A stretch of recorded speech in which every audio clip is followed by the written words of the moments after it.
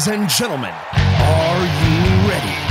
Shit's about to hit the fan. Welcome to Unsanctioned Thursdays on Wrestling with Freddie. What's up, everybody? Welcome to Thursday's show titled Unsanctioned, the show that is because of, well, you didn't get to name it, but everything else is because of y'all. So with me is Jeff Dye, and we're going to start right now. AEW. Okay. Now, I got to throw this out there first because they're worthy of criticism. But now that MJF's back, give all this stuff some time. Give them time to organically slip into a story that means something, a story that makes you want to watch. I'm not saying you're like, I can't miss what's going to happen with Samoa Joe's tutelage of Hook and Shibata and how they're going to bring him into this next. I happen to like that story. I'm not saying it's compelling enough for you, the WWE only fan, to watch, but you know the MJF stuff was good and he's back.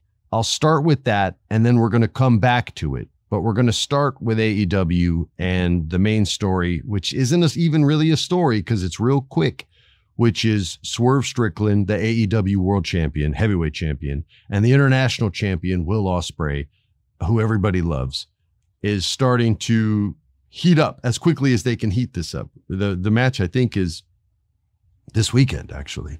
So they haven't had much time to make this mean something. So here's the story that they're trying to tell. It's friends that respect one another and have to wrestle each other.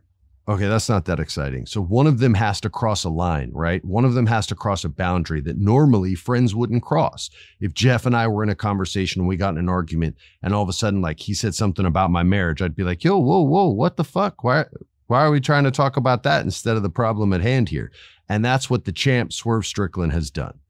Swerve, I'll say on the promo, a 7, right? In the ring, a 10. Osprey in the ring, a 10. On the mic, a friggin' 10. At least since he's gotten to AEW. I don't know his promo work outside the company. So if you think I'm overstating it, that's fair. But from what I've seen, the guy effectively communicates a message each and every promo he has. He establishes who he is, what kind of man he is, what his goal is, and what's the obstacle standing between him and his goal. And he executes that, and how he's going to approach the obstacle. Is he going to go over it, around it, straight through it? Is he going to cower and run away? No, he's not a bitch-ass heel. He's a babyface. He'll never do that. So that's kind of how a scene is built, and that's how a proper promo or monologue should be built as well. And he's always done well with that. That said, they have had no time to make people care about this match. Now, I know I'm talking a lot, Jeff. Bear with me. I'm going back to what I said at the beginning with MJF. We saw them a couple weeks ago. When I say them, I'm talking about Will Osprey and Maxwell Jacob Friedman. Will ran out there to help out in a situation. They ended up back-to-back, turned and almost fought each other.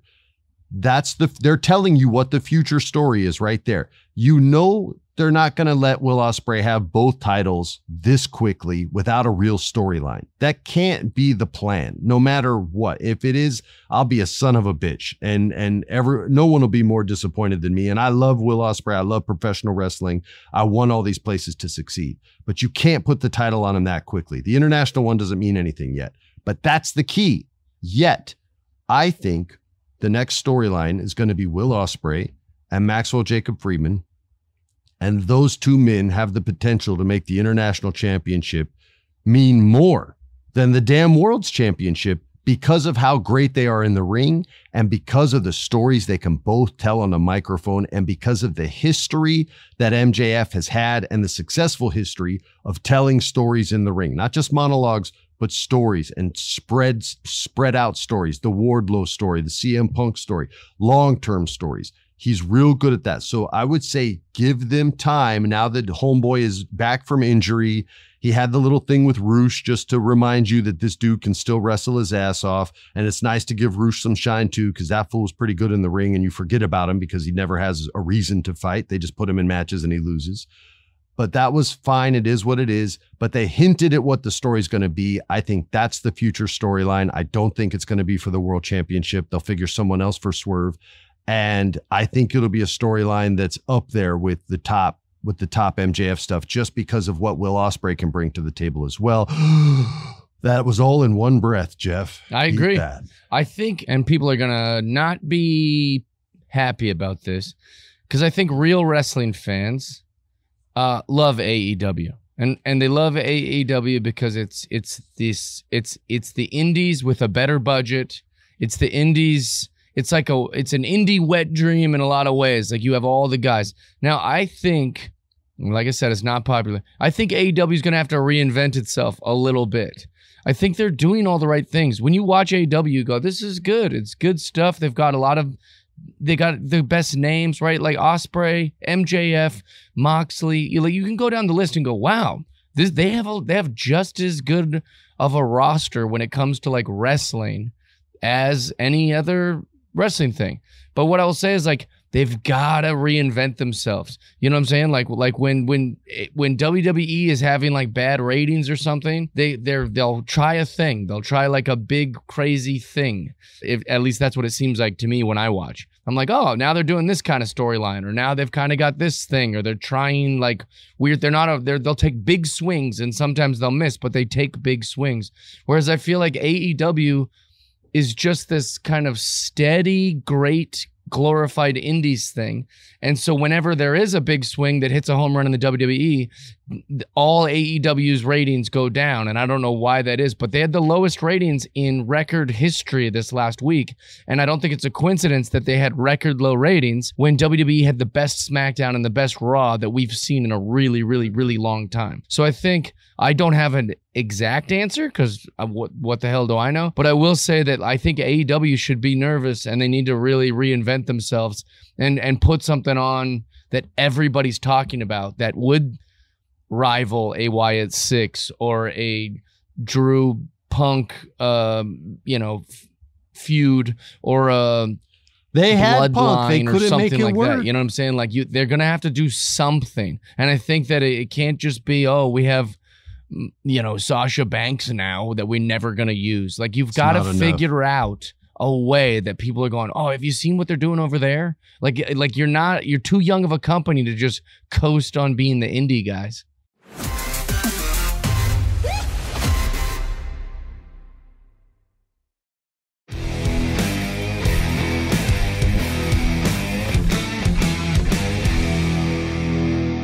I'm considering a lot of the first half of what you said. I still need time to consider all that, because I think my first reaction was, I think it's better than glorified indies. But you could be right. I just need more time to sit on that. But the other stuff is pretty dead on. Their ratings dropped over 200,000 viewers when MJF got hurt. Consistently. So I think you have to give it a little bit of time for people to know he's back and be in a story that means something. And then they can start getting some numbers back and then hopefully find somebody. I'll say this. They're trying to find people. They're trying to see if Nick Wayne's going to be their young star. They put him in there with Christian, who's a friggin' genius on the microphone, a wizard in the ring. He knows everything there is to know about the business. So they're giving Hook, Samoa Joe, and for storytelling, and Shibata for work. And you see the kids' work getting better in the ring quickly. So they're trying to bring this next group up, but they had bad luck with Adam Cole. He got hurt multiple times, may still be hurt. They had bad luck with MJF because he ended up getting injured too, because the whole company was practically on his back or his shoulders. And I think his shoulders what went on him. So it takes time. They haven't given Swerve a story that meant anything. Like the Christian thing was not drawn out. It was quick. It was, let's just show Swerve's the champ. Then his return on delivering on his promise was met with weak response because of the way it was booked. So it's tricky, but MJF's back. We trust in MJF. We trust in MJF. I voted for him for wrestling commissioner, and he's going to win. And then he can kind of take over the story part and kick butt and give them a chance. But I don't think they're going anywhere unless Tony runs out of money. And I don't see that happening anytime soon.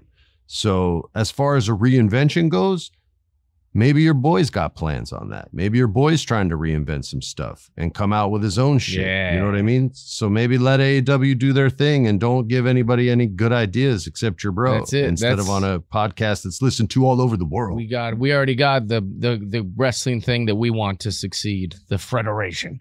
But I will say, when I say reinvent themselves, I mean, instead of going and looking for a new shiny toy, like what if Seth Rollins returned and he came to AEW? That's still not an answer. You've got all these pieces at AEW, like you just said, Swerve, Osprey, MJF, Samoa Joe, Mox. It's just such a long list. Use it. Figure out how to use the good stuff you got instead of going for the easy pops of heel turns and.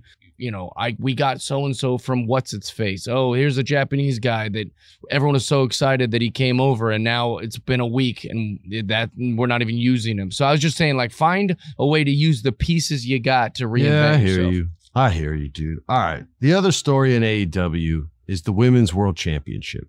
And there's a tragic love triangle going on, Jeff, that sometimes gets pretty sexy. And it's Toni Storm, the women's world champion, great wrestler. She's awesome in the ring. Mina Shirakawa from Japan. I don't know much about her, but she's got a great look. She seems really cool. Her matches are cool. She seems like a chick I would dig and party with and have fun. And the person you want to show you Japan, would get you into the clubs that the American wouldn't be allowed into. That's what she seems like. And then in the middle of this triangle is Mariah May from England. And she wrestles like a Japanese dude. I really like her work, and she seems like she's pretty good on the mic. The character stuff, not as good as her real self. Like when she was speaking on the mic for the contract signing, I was like, oh, she knows how to carry herself way, way more than I originally thought. I know where this story's going. I think everybody does, because eventually we want to see Mariah May as a champion, and that would conflict with the relationship she's having with Toni Storm. I don't know if Forbidden Door is the match where she's going to turn on Toni Storm, but I think there could be a mistake that's made by Mariah May that pisses Toni Storm off. But Toni is able to overcome the mistake and retain the Women's World Championship. However, it will put a wedge in their relationship, for a wedge between her cheek and the bosom of Toni Storm, which is where she likes to press people's cheeks these days. So does Mina Shirakawa, by the way. That said, I genuinely think they have something in Mariah May. And I hope it's sooner than later, but I know she's going to be a champ, and I kind of am looking forward to it. Every week I'm like, yo, I'm not just tripping. She's good. She knows what the hell what's going on in there. She knows what she's doing. And the more opportunity they give her on the mic, the more experience they give her on TV, the more she's handling it. So I think there's something there, dude. What about you, sir? I've had zero reason to care about a lot of the women's stuff in AEW in general, but I like Mariah May for the one thing that you just said. She fights good. She's a good wrestler, and that's what I care about. Yeah. I mean, if I wanted to see... She fights good. That's the best. By the way, that's a great compliment. Fights good. She fights good. Yep. I love that. If I wanted to see hot chicks, I'd go to Instagram. I want to see good wrestling. So yeah, you bring out some girl, I go, we are very pretty, but where's the wrestling? So I like Mariah May because she fights good. And so any of those wrestlers that you can defend their wrestling and not their looks. All right, you guys, no listener reviews this week, but give us those reviews. I will read them on there. If you want to get shouted out, I'll even say your name too. Just make sure you put it in there. And not just like a username, because sometimes those are weird and hard to say, and they're just letters and numbers. Outside of that, thank you for listening. Thanks for listening every Wednesday. We love doing our extra show for you guys, and we're glad that you demanded it. And it's going to be here as long as you guys want it, and it won't go away until you don't. So enjoy, and we'll see you all later. This was Unsanctioned Thursdays. Peace. This has been a production of iHeart's My Cultura Podcast Network. For more podcasts from iHeartRadio, visit the iHeartRadio app, Apple Podcasts, or wherever you listen to your favorite shows.